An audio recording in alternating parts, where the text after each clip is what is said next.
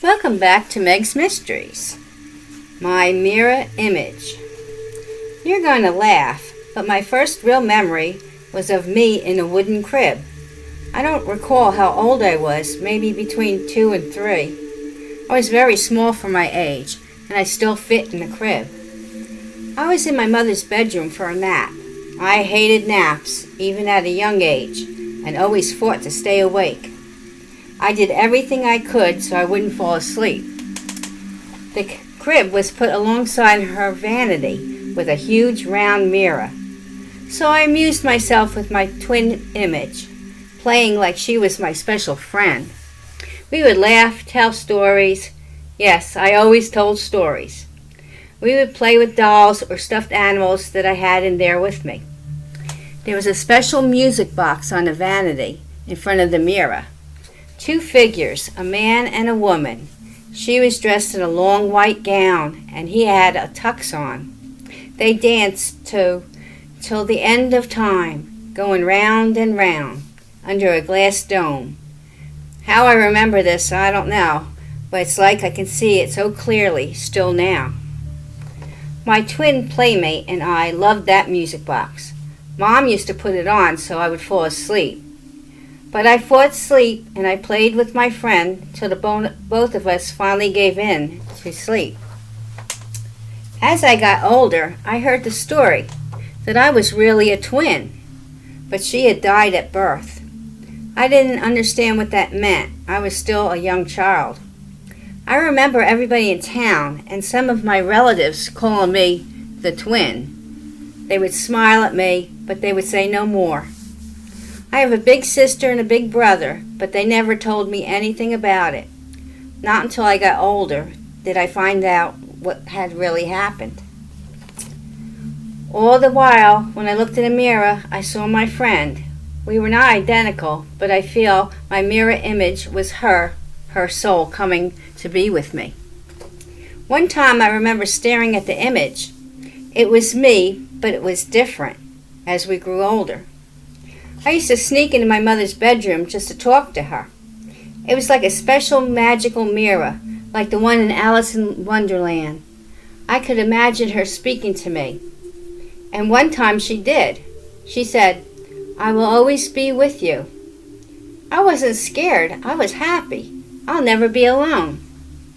I never told anybody about her. My sister did catch me sometimes talking to myself in the mirror. She just thought I was playing around, while I was supposed to be dusting the bedroom, one of my chores. The day came when I was in another room and I passed a different mirror. She was there too. Wow, this is great. I can take her and see her in other mirrors.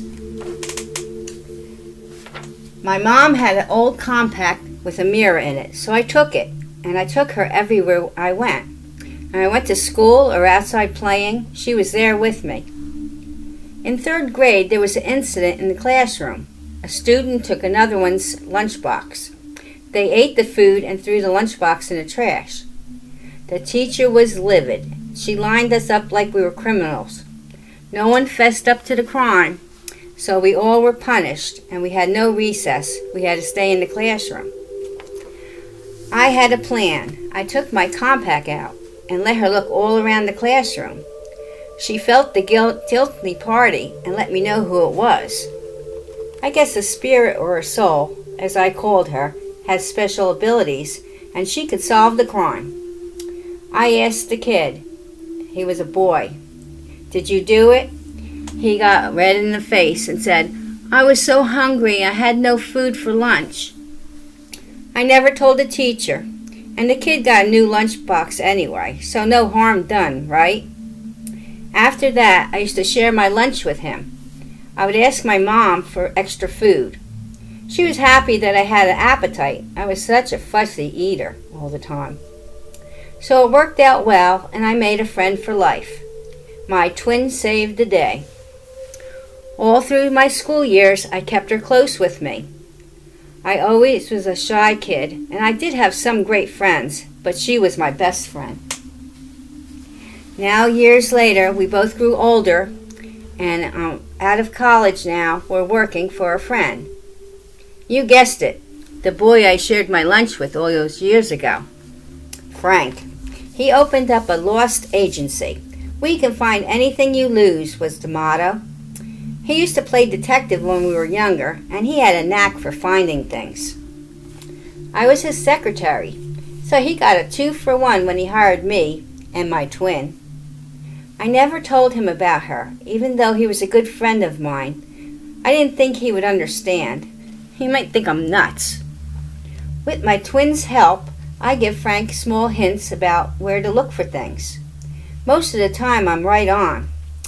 When we found many lost animals, cars, small things for people, the agency was growing. Now we have a missing child case, the biggest and most important case we ever had so far. It was a small 3-year-old who was taken from the local grocery store. Her mother looked away for a minute, and then she was gone. The store cameras were not working, but there were mirrors all around for the shoplifters. Police didn't have much to go on. Her mother heard about us, and she was desperate, so we were called in to help. I went with Frank. He said, "2 heads are better than 1. You might see something I don't." I thought to myself, no, 3 heads. He didn't know about my twin. We needed all the help we can get. Time was running out for the little girl. We checked out the layout of the store and talked to all the workers. They didn't see anything. There was a lot of people in the store that day. It was a big sale day, and they were very busy. I had an idea. The mirrors. Maybe my twin could help, like she did all those years ago in school. So I went to the back of the store by the aisle that the little girl was taken from, and in the mirror I see the image of an older woman. She's smiling at the little girl. I can see her clearly, but it's really my twin that's showing me the images. The woman grabs the little girl while the mother was reading a box label just a few feet away. Then she just walked out of the store with the child. I gave the police a composite sketch. It was an exact picture of the woman. I told them somebody described her to me, but they didn't want to get involved. They believed me and showed the picture around the store. The owner and cashiers knew the woman. She shopped there all the time. One of the cashiers said she was just in there yesterday buying a lot of food that a kid would eat, and she knew that the lady had no kids. The police followed up on our information and found the little girl unharmed. She was taken back to her mother, and the woman was taken in. The mother was so grateful for our help. Thankfully, this case was solved with a happy ending. The woman was charged and given a psych test and found she needed a lot of help. All she kept saying was, "I just wanted to be a mother again. All my kids are grown up, and I didn't know what to do. I feel like I have to help this little girl." How sad. She didn't want to hurt the little girl. She just wanted to help her. She thought her mother wasn't watching her. It's a shame. You never know how a person can go off the deep end. You never know what would make a person go crazy. Or do we all have a little crazy in us? So, was it Frank's investigating skills that cracked the case with the help of my twin? And if that's it, do I really have a twin, or do I have a split personality? Am I a little crazy too? No, she's real, and she's still with me. Maybe we can solve more cases together with her help. Who knows? Let me look into my mirror and ask my mirror image, and I'll let you know what she says. If you like this story and more of Meg's Mysteries, please hit the subscribe button and ring that bell. That's all for now. Thank you.